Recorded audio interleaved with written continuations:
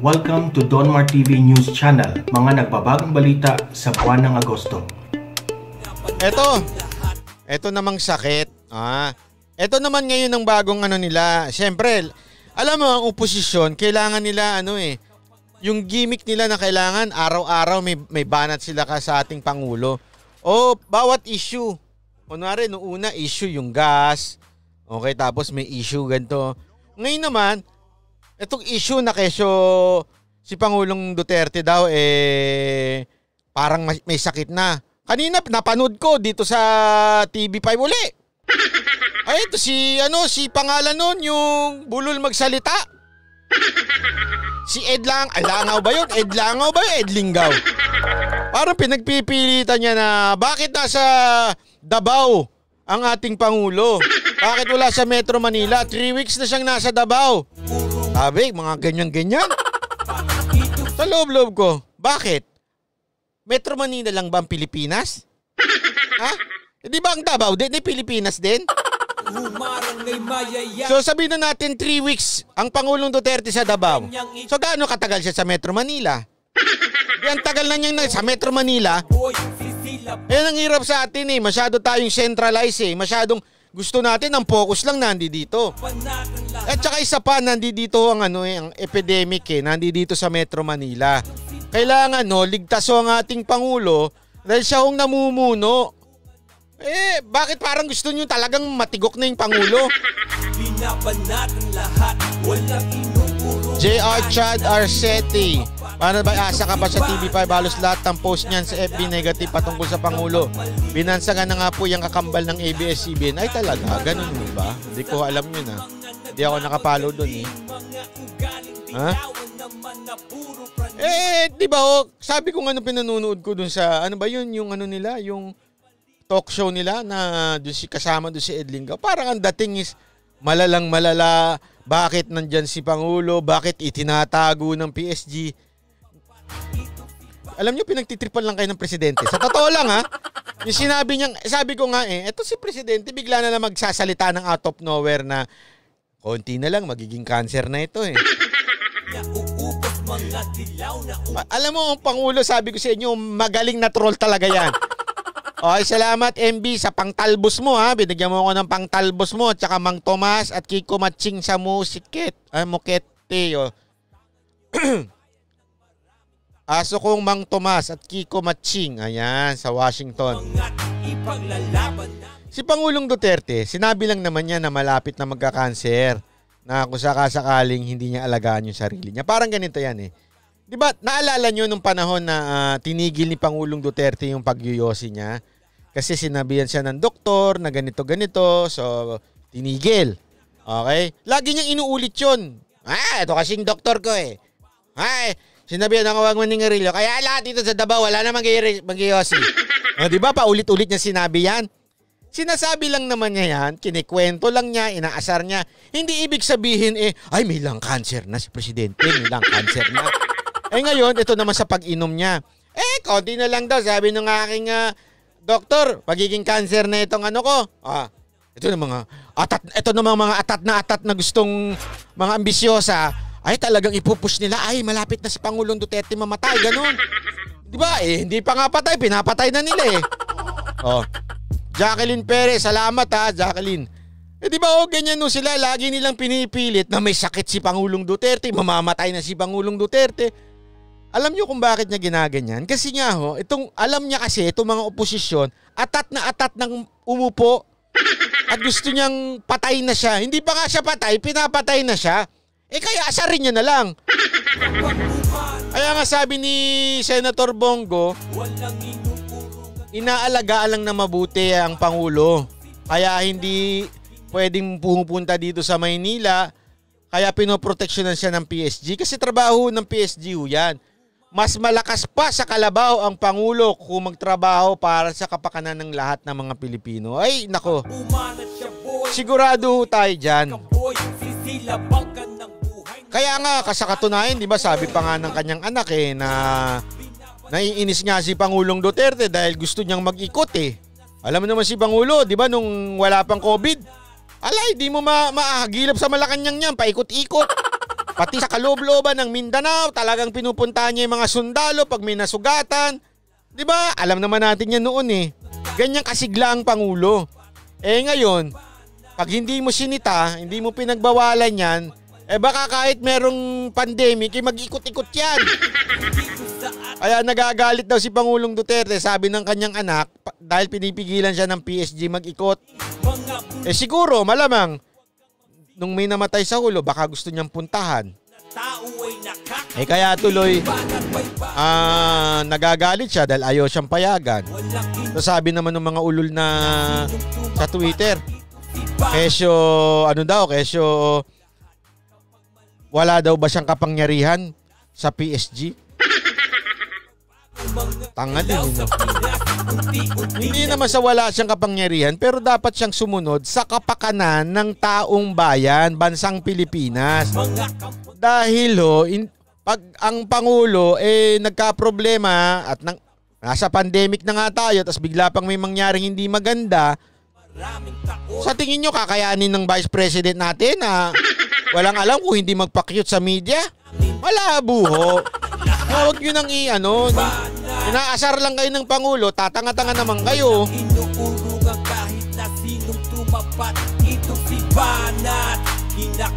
Ayan, totoo yan. May COVID sa Malacanang. Ay, nako, ang dami ho. Totoo. Hindi ho alam ko yan kasi may mga kakilala pa ho tayo dyan. Sarado ho ang Malacanang kasi nga ho, may COVID ho doon. May mga empleyado na nagka-COVID.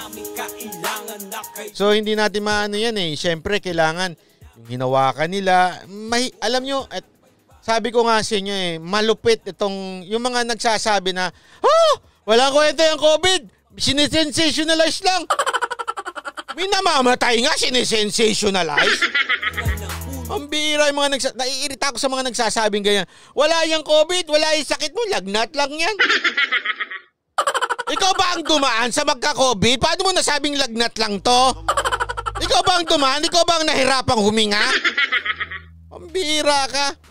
Mga nagaganyan na imbe-imbento daw. Alam nyo ba, sa pag-aaral maging sa ibang bansa, alam nyo kasi siyempre nagka-COVID na ako, so inaaral ko talaga kung babalik pa, kung papaano pa. Sabi nga nila, wala pang exact science na magsasabi na immune ka na. Kasi maraming bumabalik. 'Di ba? Yung mga senador natin nagkaroon pa uli, 'di ba? Tapos isa pa, sinabi nila, okay? Sinabi nila ho talaga na medyo mag-ingat ho tayo kasi nagiging airborne na ho. Hindi ho siya yung tumatagal ng sobrang tagal sa hangin, pero pagka naka-aircon daw, tumatagal. Paikot-ikot lang siya sa loob ng aircon. Hindi ng aircon, sabihin yung room na naka-aircon. Kaya dapat mag-ingat tayo. Kaya pinag-iingat ang ating Pangulo. Yun ang sinasabi doon. Kasi siyempre, tandaan natin, 75 years old na ho yan. Delicates na ho yan. Kailangan na mag-ingat.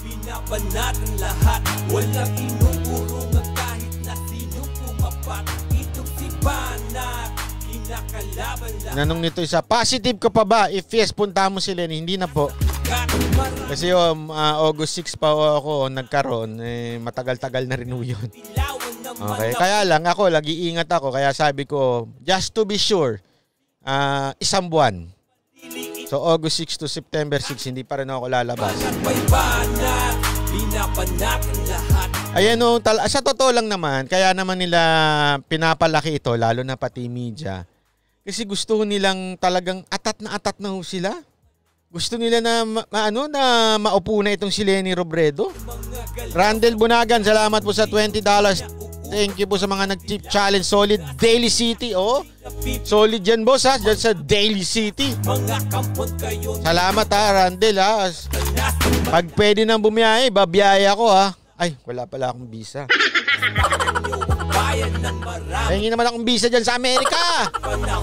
Para makapunta na ako ng Best Buy. At saka dyan sa store mo.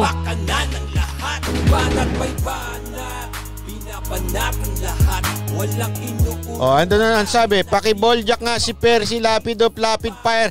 Sabi niya pinandidirihan na raw si Piadi sa Japan watching in Canada. Wag ko kayo naniniwala. Diyan fake news ho yan, ano? Forever ng fake news siya. Kaya nga nasibak yung inayupak na yan, eh. Alam mo yan si, Percy Lapid na yan, ha? Ang hilig lang yan, chismis. Huwag nyo na akong, ganyan na. Ganyan yun, eh. Dito sa Japan, eh. Si Presidente, pinagdidiri yun, eh. Parang yan, eh. Parang alam mo yung sa kanto, yung mga tambay sa kanto ng chismoso. Ganyan lang yung si Percy Lapid. Huwag nyo na akong inaatupag yan. Please say hi to my mommy. Paano ko mahahay yung mami nyo pag walang pangalan at saka Japanese yung karakter ng pangalan ninyo? Alam nyo kasi kung bakit ito mga ito gusto na nila mapalitan si Pangulo. Sa totoo lang, nawalan ho sila ng negosyo. Yan ho ang totoo dyan. Nawalan ho sila ng negosyo, nawalan ho sila ng pakinabangan. Kasi marami, alam nyo, sa totoo lang ito, kikwento ko sa inyo. Para naman sa inyo lang marami ho talagang negosyo sa loob ng gobyerno. Sabi ko nga sa inyo ang gobyerno sa totoo lang pag hindi ka matino at wala kang proper conviction, anong proper conviction? O wala kang takot sa Panginoon, talaga hong matetempt ka dyan? Magiging greedy ka dyan. Bakit? Marami kang pwedeng ipasok na kontrata, marami kang pwedeng pagkakitaan dyan.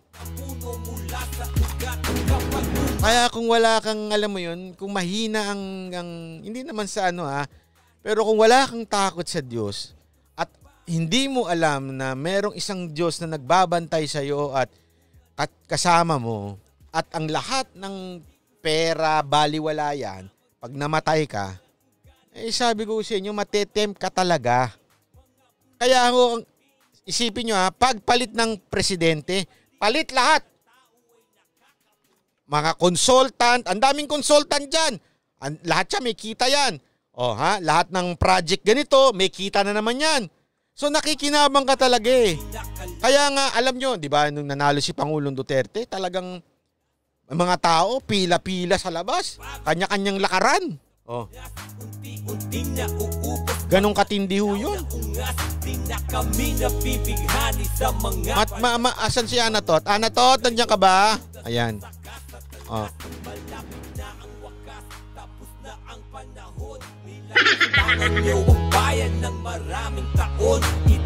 Ayan na nga. Kaya nga sana alam mo, kaya ako naiintindihan na itong mga dilawan na ito, taka mga posisyon nito, gusto talaga nila makaupo.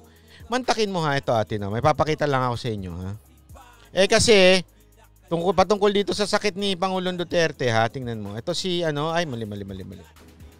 Ay mali. Yan. Ito si Barry.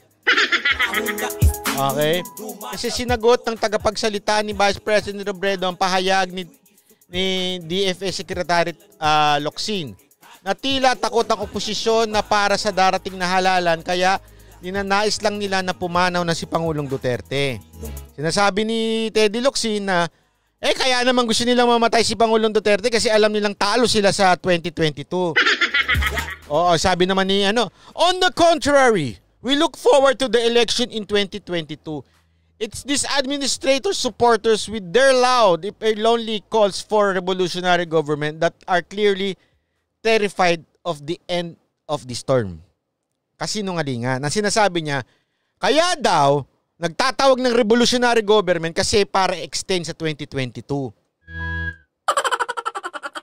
Kaya naman pala bobo to si Lenny. Bobo rin yung tagapagsalita niya, tagapagpayo niya. Ang revolutionary government, kaya yan gusto ng mga nagtutulak dyan for federalism, not for term. Gustong maging federalism dahil yan ang pinangako ng ating Pangulo. Kaya nila gusto mag-revolutionary government. Yan ang dahilan, hindi para extend si Pangulong Duterte. Dahil si Pangulong Duterte, siya na mismo ang nagsabi, Oy, salamat Grail, hinahanap kita. Akala ko na-block ka kasi sabi ng iba na-block ka daw. Hindi naman pala. Try kong gising yung taga Los Angeles. Glad you're back. Salamat ha. Shoutout sa pamilya ko sa Davao City. Salamat Grail. So yun na nga. Sinasabi nila, okay?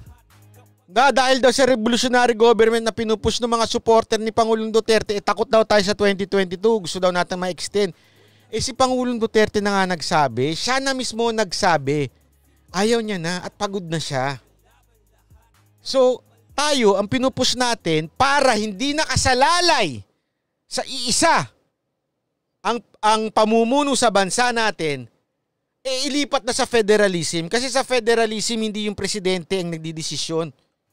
May prime minister dyan, may presidente rin dyan. At the same time, meron nuyang parliament. So, mas maganda yan. Yan ang pinupush ng taong bayan.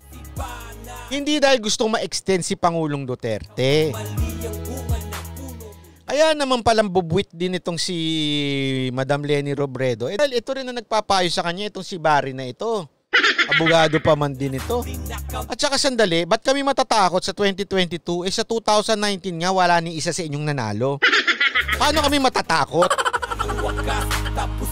Ala kayo, ano ba kayo? Yung bubbles niyo parang kayo lang nagkakaintindihan. Feeling nyo ba malakas na kayo? Dahil ang ingay nyo?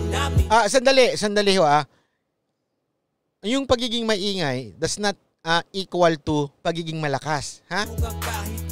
Sa totoo lang baka akala ninyo pag maingay malakas na, hindi ho. Oh, di ba yung 8 diretso noon, ang ingay-ingay noon? 8 diretso.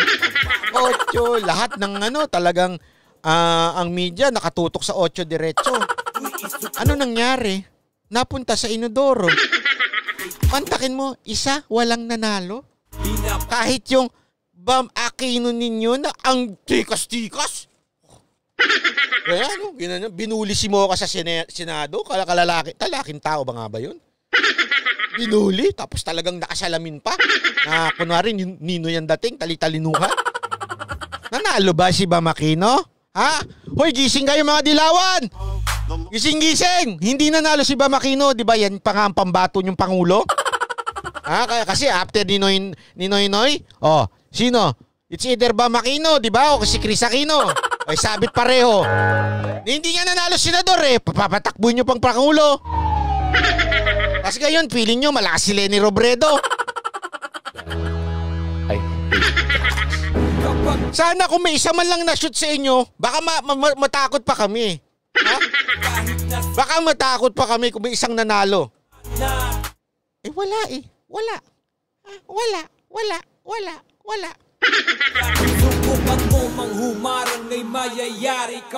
Oy, Lorenzo Jarabata, ang ilog pag maingay mababaw. Correct. Kaya nga sabi ko walang kakwenta-kwenta. Alam mo kung saan lang maaring manalo ito mga ito sa presidente? Pag hindi nagkasundo-sundo itong Pero I doubt. Pag si Pangulong Duterte nagsabi ito ang kandidato. Ayun tatakbo si Bimbi for president. Alam mo, yan talaga yung kanilang inaano noon. Pinapalakas nila niyan si... Diba kaya nga ang epal-epal niyan sa Twitter, ang dami-daming mga ginagawa niyan, pang kabataan, pang talagang siyang boses ng kabataan. Yung mga kabataan na sinasabi mo, mga hindi naman butante yung mga hinayupak na yan. Kasi kung yan talagang ikaw ang tagapagtanggol ng mga kabataan, ba't di ka napasok sa Senado? Sa inodoro lahat kayo shoot. Tapos kami matatakot sa 2022. Ito naman to si Barry Oy, gising-gising ka naman, Mr. Barry Gutierrez. Baka hindi mo alam, kalbo ka na rin, pero hindi mo pa rin alam hanggang ngayon.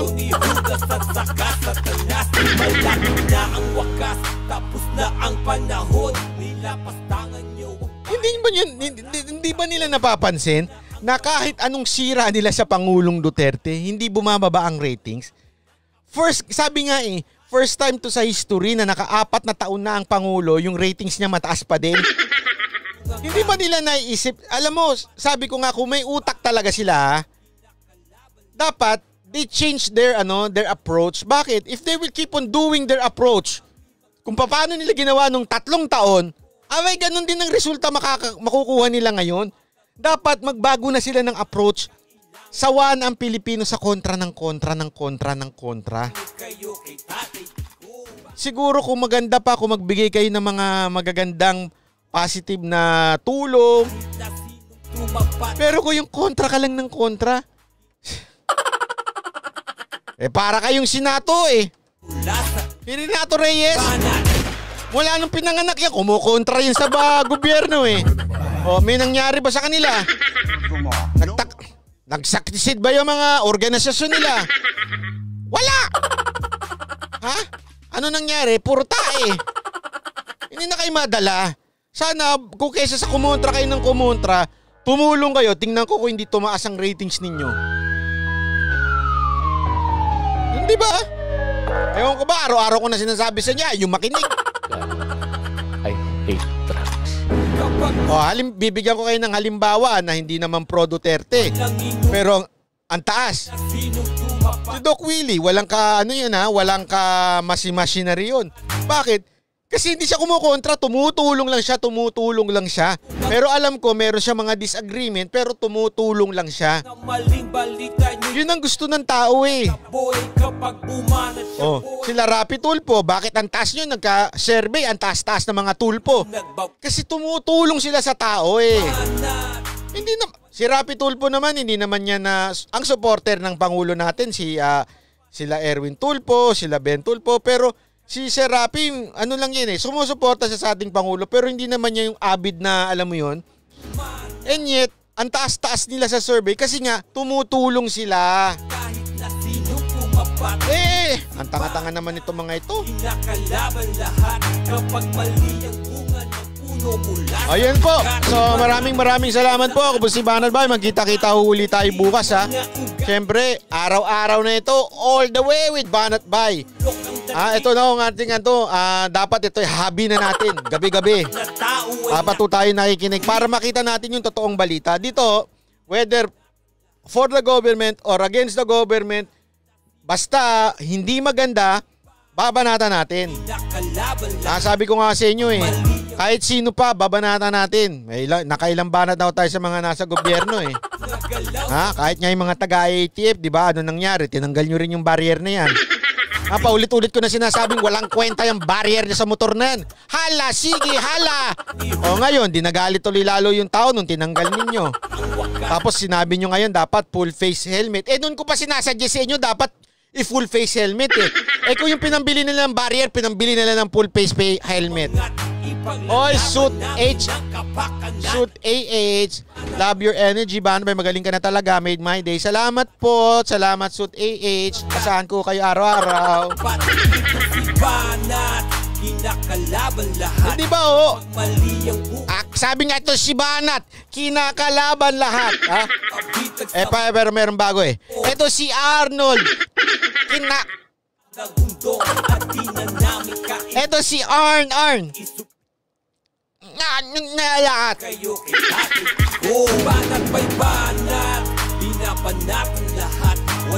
Si Steven Salapare hindi na naka-block. Hindi na nga, unblock ko na lahat. Alam ko hindi na ako naka-block yan. Okay.